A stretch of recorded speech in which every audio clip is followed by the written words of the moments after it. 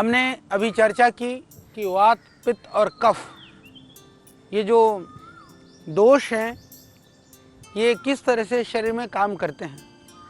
तो स्वाभाविक है कि आपके मन में ये बात उठेगी कि मेरी जो वात, पित्त, कफ में ये कौन सी प्रकृति है, मैं इस प्रकृति को कैसे पहचानूं। तो इसके लिए आज हम इस संपूर्ण स्वास्थ्य का विज्ञान और दर्शन आयुर्वेद के अंदर आज इसकी चर्चा करेंगे। संपूर्ण स्वास्थ्य का जो विज्ञान है उस संपूर्ण स्वास्थ्य को पाने के लिए बहुत ज़रूरी है कि हम अपनी प्रकृति को पहचानें। तो प्रकृति को पहचानने के लिए आयुर्वेद कैसे हमें सिखाता है, आज हम बहुत एक महत्वपूर्ण और रोचक बात पर चर्चा करने वाले हैं और आप हमारे साथ हमारी बातों को ध्यान से सुनेंगे तो आयुर्वेद की जो प्रकृति पहचान, ये एक बहुत सरल भी है पर एक थोड़ा सा गंभीर विषय भी है। आज हम इसकी चर्चा करेंगे। तो आयुर्वेद की दृष्टि से किसी भी व्यक्ति के स्वास्थ्य और रोगों की चिकित्सा में उसकी प्रकृति का विशेष योगदान रहता है, या हम ये कहें कि वो बहुत ज़रूरी होता है। कारण कि प्रकृति के आधार पर ही एक स्वस्थ व्यक्ति अपने जो स्वस्थ व्यक्ति है वो अपनी प्रकृति को पहचानेगा तो उसके हिसाब से अपने आहार को चुन सकता है, विहार को चुन सकता है और इसी के आधार पर रोगी को वैद्य भी औषधि दे सकता है, या हम अपने जो पथ्य और अपथ्य इसका निर्धारण भी उसके आधार पर कर सकते हैं। यानी कि मुझे क्या खाना है, क्या नहीं खाना है, यदि हमको अपनी प्रकृति का बोध होगा तो हम उस तरह से कर पाएंगे। प्रकृति का जो निश्चय है किसी भी व्यक्ति की जो शारीरिक बनावट है, स्वभाव है या चारित्रिक जो विशेषताएं हैं उसको देख करके भी किया जाता है। जब हम बात करें आयुर्वेद के अंदर में प्रकृति की तो हमको ऐसा नहीं मानना चाहिए कि कोई किसी व्यक्ति की प्रशंसा की जा रही है, निंदा की जा रही है। हम बात करेंगे शरीर की प्रकृति की, कलर की, हाइट की, मोटाई की, नट्टेपने की, ये सब प्रकृति की वजह से होता है, वात, पित्त, कफ की वजह से होता है। तो आयुर्वेद के अनुसार हम इसलिए ये मानते हैं कि यह निर्धारण जो है जन्म से पहले ही हो जाता है। यानी कि जब शुक्र और शोणित, शुक्र और रज का जब संयोग होता है, यानी कि जब वो माँ के गर्भ में जाता है तो उस समय पर जब सार्वभौम नियम है कि जब जन्म माँ के गर्भाशय में अंडाणुओं के साथ शुक्राणुओं के मिलने से होता है, ये हम सब जानते हैं। उसके पश्चात जो भ्रूण है जिसको जो गर्भस्थ शिशु का जो विकास होता है और शुक्राणु और अंडाणु जो वात, पित्त या कफ ये उसके अंदर भी होते हैं। जो माइटोकॉन्ड्रिया जिसको बोलते हैं ना, जहाँ से जो एक कोशी जो शुक्र जो है एक सेल का पार्ट है, वहीं से ही यह वो वात, पित्त, कफ जो दोष है वह उसके अंदर निर्धारित होना शुरू हो जाता है। यदि हम कह सकते हैं कि जब शुक्र माँ के ओवम के अंदर जब गर्भ में प्रवेश करता है तभी वो वात, पित्त, कफ की स्थिति निर्धारित होनी शुरू हो चुकी है। तो उसी के आधार पर ही बच्चे का जो शरीर है या उसकी जो बनावट है, उसका जो स्वभाव है, उसकी जो मानसिक और चारित्रिक जो गुण है, जो उसकी स्थिति है, वो तभी से ही विकसित होना शुरू हो जाता है। और इन गुणों की विशेषताओं को ही आयुर्वेद में प्रकृति कहा गया है। यानी प्रकृति वह है जो हमारा स्वभाव है, जो हमारे शरीर की जो स्थिति है, उसका जो निर्माण का जो कारण है वह वात, पित्त और कफ है। हम इसको समझें। यदि इसी स्थिति में तीनों दोष सम अवस्था में हैं तो बच्चा पूरी तरह से स्वस्थ होगा। यदि तीनों में बहुत अधिक असंतुलन है तो फिर क्या होगा, गर्भ कई बार ठहरेगा भी नहीं, गर्भ ठहर जाएगा तो भी भ्रूण का विकास होगा नहीं, विकास होगा तो उसमें फिर कोई ना कोई विकार होगा।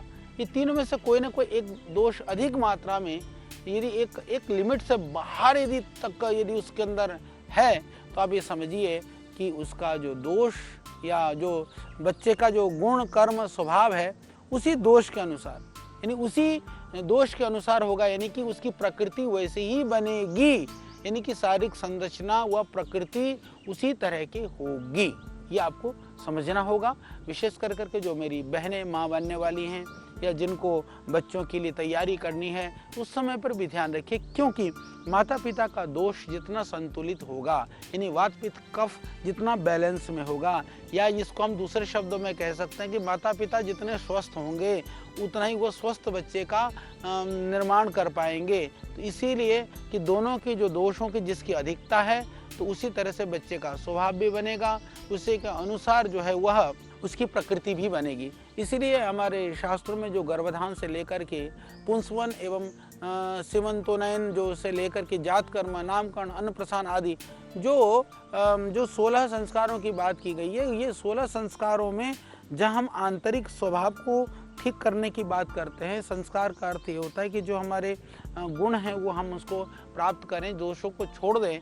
पर यदि मैं बात करूं कि ये जो प्रकृति को भी सुधारने में ये संस्कार भी काम करते हैं, यानी संस्कारों का संबंध हमारे शास्त्रों से, बाकी हमारे कर्मकांड से है, परंतु ये आयुर्वेद का में भी इसका संबंध है। यानी मैं इस बात को ऐसे भी समझा सकता हूँ आपको, यदि आप हमारी भारतीय सनातन वैदिक परंपरा और संस्कृति को देखेंगे तो सारी जितनी भी बातें हैं वो एक दूसरे से को रिलेट है, यानी कि जुड़ी हुई हैं। तो इन संस्कारों की भी बहुत महत्ता है और महर्षि चरक ने इसकी विशेष व्यवस्था दी है।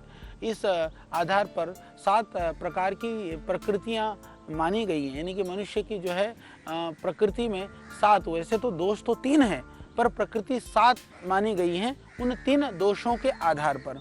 यानी कि सप्त प्रकृतयो भवन्ति ही दोषहि पृथक द्विषहि समस्तश्च, यानी कि प्रकृति में पहले जो प्रकृति है, जो 7 प्रकृति मानी गई है उनमें पहले प्रकृति है वात प्रकृति, दूसरी प्रकृति है पित्त प्रकृति, फिर तीसरी प्रकृति है कफ प्रकृति। ये 3 को तो हम जानते ही जानते हैं। जो चौथी प्रकृति है वह है वात और पित्त के संयोग से प्रकृति, वहाँ 2 दोष प्रबल होते हैं। फिर 5वां नंबर है पित्त कफ प्रकृति, वहाँ पर पित्त और कफ का संयोग होता है। हालांकि आप ये भी समझिए कि पित्त और कफ आपस में परस्पर विरोधी दोष हैं, फिर वो कई बार साथ में भी रहते हैं। फिर 6ठे नंबर पर वात कफ प्रकृति, ये वात और कफ तो काफ़ी रह जाते हैं। 7वां है जो सबसे उच्च और उचित प्रकृति है जिसको हम कहते हैं सम प्रकृति। सम प्रकृति ये बहुत लक्ष्य है, यानी कि मनुष्य का जो सबसे उच्च प्रकृति है वो सम प्रकृति है। तो यहाँ ये तथ्य हमको ध्यान में रख लेना चाहिए कि जन्म के समय व दोषों की अवस्था के अनुसार जो प्रकृति बन चुकी होती है वह अंतिम समय तक रहता ही रहता है। तो फिर हम सम कैसे करें, यही तो जरूरी है। इसीलिए तो आयुर्वेद है। तो उस दोषों की वृद्धि या प्रकोप को जो है वो बनता रहेगा, थोड़ी सी भी अनुकूल वातावरण मिलेगा दोष बढ़ेगा। तो उस दोषों को बढ़ने के लिए प्रकृति मूल प्रकृति नहीं बदलेगी, पर उस मूल प्रकृति की वजह से 2 दोषों के प्रकोप होने की संभावनाएं हैं, हम उसको रोक सकते हैं। यानी प्रकृति को तो हम नहीं बदल सकते परंतु दोषों को रोक सकते हैं, कारण कि एक विशेष प्रकृति वाले व्यक्ति में उस विशेष दोष का प्रकोप जल्दी होगा ही होगा। यानी उसको यदि वात प्रकृति का मनुष्य में थोड़ी सी भी अनियमितता होने से एकदम वात बढ़ जाएगा, कफ प्रकृति वाले का मनुष्य में एकदम कफ बढ़ जाएगा, पित्त प्रकृति के मनुष्य में एकदम पित्त बढ़ जाएगा, यानी कि थोड़ा सा अपथ्य करा फिर एकदम पित्त प्रकोपित हो जाएगा। तो इसलिए इन प्रकृति का जो निर्माण में दोषों के अतिरिक्त कुछ ऐसे गौण रूप से सहायक होते हैं कुछ चीज़ों का, जैसे हम ध्यान रखें तो जैसे उसमें पहला है जैसे शुक्राणु और अंडाणु की जो अवस्था है, क्योंकि जैसे हमने कहा कि शुक्राणु माँ के गर्भधान से पहले से ही उससे निर्भर करता है। दूसरा ऋतु की प्रकृति, ऋतु की प्रकृति है कि जैसे मान लीजिए कि प्रकृति के गुण कर्म है, गर्भाशय के अंदर का वातावरण वो भी बहुत महत्वपूर्ण होता है। यानी कि माँ के संतति निर्माण की प्रक्रिया से पहले से ही हमको तैयारी करनी चाहिए। और फिर उसके बाद में माँ के द्वारा गर्भावस्था के दौरान जो अपनाया गया आहार विहार है, आचरण व्यवहार है, उससे हम ये आज साइंटिफिकली प्रूव भी हो चुका है कि माँ का आचार व्यवहार का बच्चों पर प्रभाव पड़ता है। ये तो हमारे सहस्रों वर्ष पहले ऋषियों ने बता दिया था। कितनी बड़ी बात है कि वो कहते हैं कि शुक्र तो अभी तो तुम तैयारी कर रहे हो, तो उस समय पर भी तुम अपने दोषों को ठीक कर लो। यदि आप माँ बनना चाहती हैं, यदि आप पिता बनना चाहते हैं, तो ध्यान रहे यह कर्म इतना सहज और सरल नहीं है। उसके लिए आपको सावधान होना पड़ेगा, पहले से तैयारी करनी पड़ेगी। तैयारी के बाद में फिर आपको क्या करना पड़ेगा, यदि आपने पूरी तैयारी कर ली है, अपने दोषों को सम कर लिया है, तो ध्यान रहे कि जो शुक्राणुओं का या रजवीर्य का जो है वो शुद्ध रजवीर्य होगा, सम होगा। सम होने के बाद में फिर तब गर्भधान करिए। गर्भधान करने के बाद में भी काम पूरा नहीं होता है। आप कहेंगे जब हमने गर्भधान किया था तब तो हम बिल्कुल दोषों से रहित थे, हमारे पास उस समय हमारी जो प्रकृति है बहुत अच्छी थी, हमारे जो 7 प्रकृतियां हैं, यानी जो तीनों दोषों की स्थिति है वो सम अवस्था में थी। ठीक है, बहुत अच्छी बात है। इससे आपका जो होने वाला जो संतान है बहुत ही बेहतरीन हो सकता है, उससे बहुत गुणी हो सकता है, सब कुछ होगा। पर फिर भी इसमें बहुत हमारे आयुर्वेद के ग्रंथों में या दर्शन में या हमारी वैदिक संस्कृति और परंपरा में इसके लिए बहुत ज़्यादा जोर दिया गया है कि गर्भ के समय में माँ जैसा खाती है, जैसा सोचती है, जैसा करती है, तो उस समय पर बच्चे की प्रकृति वैसे वैसे बनती। प्रकृति का तात्पर्य यहाँ दोनों चीज़ है, आप इसको समझिए। प्रकृति का तात्पर्य यहाँ पर वात पित्त कफ दोष आदि की जो 7 प्रकृतियाँ भी हैं, प्रकृति का मतलब यहाँ पर उसका जो स्वभाव है, उसका गुण, उसी के आधार पर ही तो बनेगा। उसकी जो मानसिक स्थिति है, उसकी कार्य क्षमता है, सत्वगुण रजोगुण की स्थिति है, उसकी जिस प्रवृत्तियाँ हैं, ये सब कुछ इसी पर ही निर्भर है। इसीलिए मेरा निवेदन है कि ये प्रकृति को पहचानिए, ये बहुत ज़रूरी है और इसके आधार पर ही सब कुछ है। प्रकृति में ही प्रकृति, एक तो यह प्रकृति जो दिखाई दे रही है, जैसे ये सुंदर वृक्ष हैं, वातावरण है, जो ये पूरे जगत में दिखाई दे रहा है, ये तो संसार की प्रकृति है जिसका प्रभाव हमारे शरीर में होता है वात पित्त कफ के माध्यम से। ये मनुष्य की प्रकृति है। जब हमारी प्रकृति सुधरेगी तो बाहर की प्रकृति भी हमको अच्छी लगेगी। यदि अंदर की प्रकृति बिगड़ गई तो बाहर तो सारा बिगड़ा हुआ नजर आएगा। इसलिए अपनी प्रकृति भी सुधारो, आने वाली नस्ल सुधरे, उसके लिए उनकी प्रकृति भी सही बने।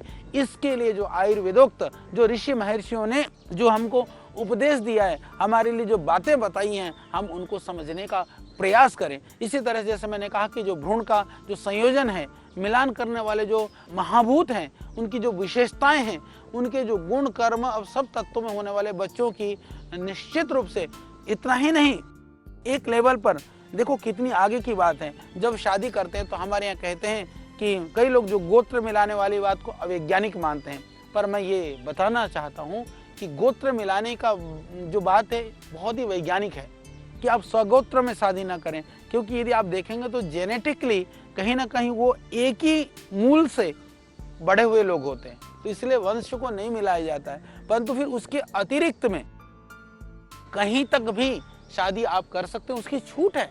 यानी कि वहाँ पर वंश या जो हमारे यहाँ जैसे कहते हैं ना, गोत्र को जो मिलाने की बात जो करी जाती है, गोत्र मिलाने का मतलब ये है कि गोत्र सगोत्री नहीं होना चाहिए, या मामा का गोत्र यानी कि जो माँ का पहले वंश का गोत्र था वो नहीं होना चाहिए, क्योंकि उससे जो जेनेटिकली जो चीज़ें चली आ रही हैं उससे वो एक तरह का ही वो बच्चा पैदा होगा। तो ये वैज्ञानिक प्रक्रिया थी। उसके बाद तो पूरी दुनिया में आप कहीं से भी विवाह कर सकते हैं। ऋषि दयानंद ने इसके विषय में बहुत ही सुंदर कहा है। ऋषि दयानंद कहते हैं कि आप गुण कर्म स्वभाव देख करके करें। तो जो जाति वाली बात है, जाति वाली बात तो देखो गुण कर्म से ही होता है। इसके लिए जातियाँ बनाई गई थी कि एक जैसे गुण कर्म स्वभाव के, पर आज तो वो चीज़ रही नहीं है।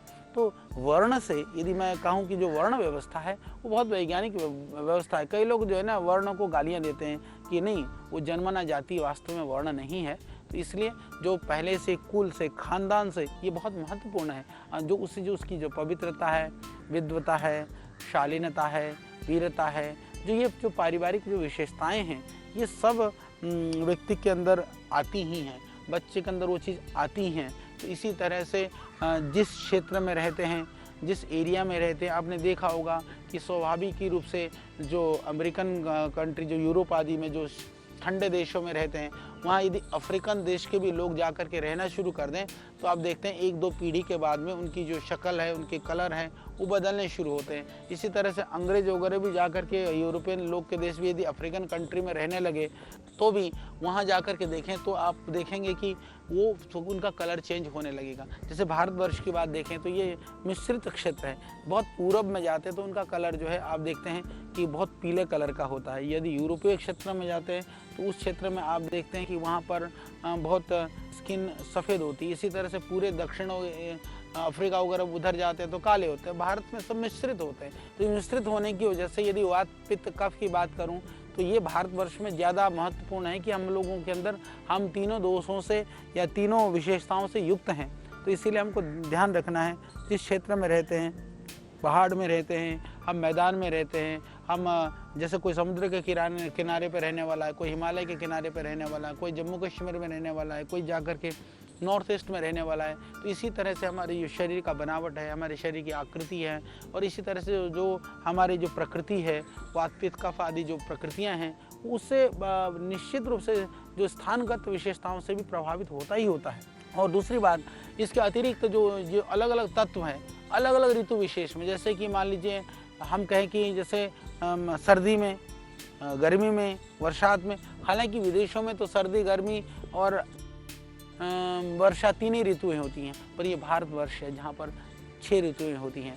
जो अखंड जो आर्यवर्त भारतवर्ष जिसको कहते हैं, उसके अंदर जितने भी ये जो एशिया उपमहाद्वीप के अंदर ही इस तरह के अलग अलग ऋतुओं का परिवर्तन होना, अलग अलग ऋतुएं, जिसलिए 6 ऋतुओं का संबंध भी है। तो ऋतु विशेष में भी इसीलिए गर्भधान करने के लिए शरीर की स्थिति, प्रकृति के साथ साथ में बाहर की ऋतुओं को भी महत्व दिया गया है। तो उसका माता पिता पर जो असर होता है, वो माता पिता की आयु भी, इसीलिए शादी के लिए, विवाह के लिए भी एक आयु का निर्धारण भी किया गया। कितनी बड़ी बात है कि शादी कब करनी चाहिए, कितनी आयु में होनी चाहिए, बाल विवाह, ये वृद्ध विवाह, आजकल तो वृद्ध विवाह भी चल रहा है। लोग जो 50-50 साल, 40-40 साल के बाद शादी करते हैं। वो आयु जो है वह एक तरह से संतति निर्माण के लिए उपयुक्त नहीं है।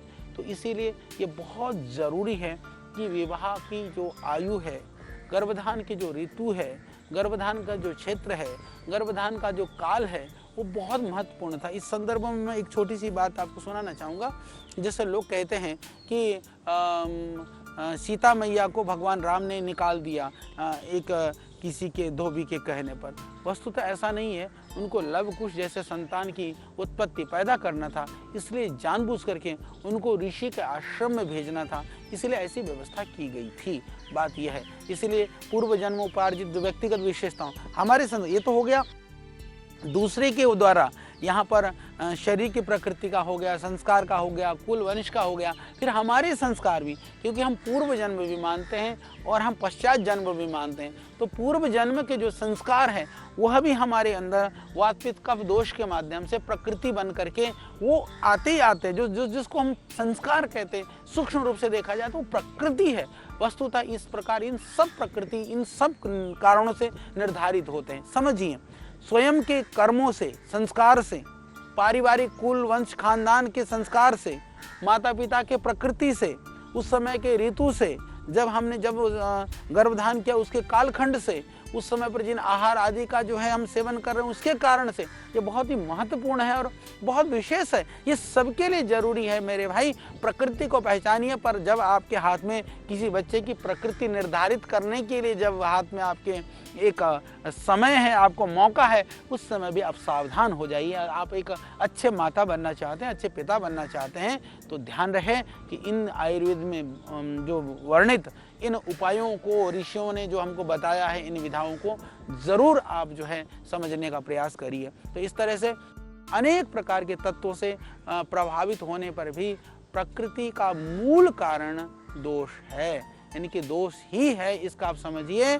कि इसका नाम, इसीलिए फिर मैं कहूँगा कि वात पित्त और कफ, यही दोष से ही प्रकृति का निर्धारण होता है। इसीलिए बहुत ही महत्वपूर्ण है और आगे हम इसकी बहुत विशद चर्चा करेंगे। तो तीनों दोषों के गुणों और शरीर पर होने वाले उनके प्रभाव का उल्लेख मैं पहले आपको बता चुका हूँ इस विषय में कि कैसे वात पित्त कफ का जो है प्रभाव होता है। प्रकृति से युक्त वात पित्त कफ प्रकृति वाले मनुष्यों को मुख्य जो क्या विशेषताएं होती हैं, आगे हम इन विशेषताओं के विषय में चर्चा करेंगे, क्योंकि इसको पहले समझिए कि हमने आपको बताया कि किस तरह से वात पित्त कफ आदि जो दोष हैं, उन दोषों से कैसे प्रकृति बनती है, प्रकृति का हमारे शरीर से क्या संबंध है, उस शरीर से फिर पूरा रोगों का ही नहीं, पूरे जीवन का, जीवन की पद्धति का, और जीवन की जो हमारी मानसिक स्थिति, शारीरिक स्थिति, आध्यात्मिक स्थिति, हमारी रुचि, हमारी प्रकृति, हमारी प्रवृत्ति, ये सब ये मूल प्रकृति के आधार पर ही निर्धारित होते हैं।